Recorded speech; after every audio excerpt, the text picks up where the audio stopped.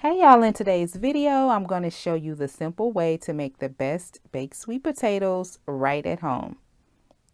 First, I will preheat my oven to 400 degrees Fahrenheit. I'm going to grab my sweet potatoes, give them a nice little scrub under some running water. I do this because I love eating sweet potatoes with the skin on. So of course I want them to be as clean as possible.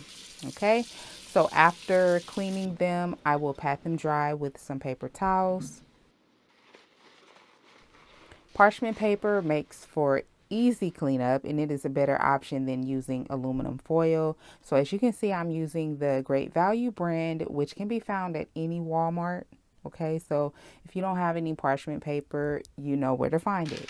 I'm going to bake the sweet potatoes in my cast iron skillet. I do not use any oil on my sweet potatoes, and they always bake and caramelize very nicely. So I'm going to pierce each potato 9 times with the paring knife, and I literally count. Now, I always do this, y'all, 9 times. Now into the oven they go, and I am going to let them bake until they are tender and have caramelized.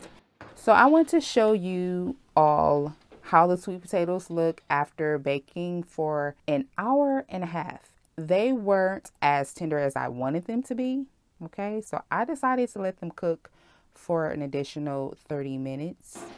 And altogether, it took 2 hours for them to be nice and tender, just the way that I like. They have caramelized very nicely. So yeah, here they go. Now listen, y'all, the key to making the best baked sweet potatoes is just to simply do everything that I've shown you in this video. And also remember that if you want your sweet potatoes to caramelize, you have to give them time. Okay, so over the years, I've learned that the longer that you let your potatoes cook, the better they taste.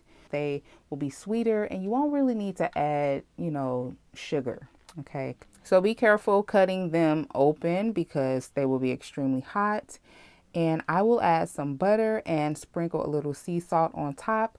I'm going to garnish these with some dried chives, which gave it a very nice finishing touch. I honestly just sprinkled the chives on the potatoes for my thumbnail, but when I tried it, it was absolutely delicious. So thank you guys so much for watching. Please do me a big favor and click the like button if you enjoyed this video, and I hope to catch you in my next one.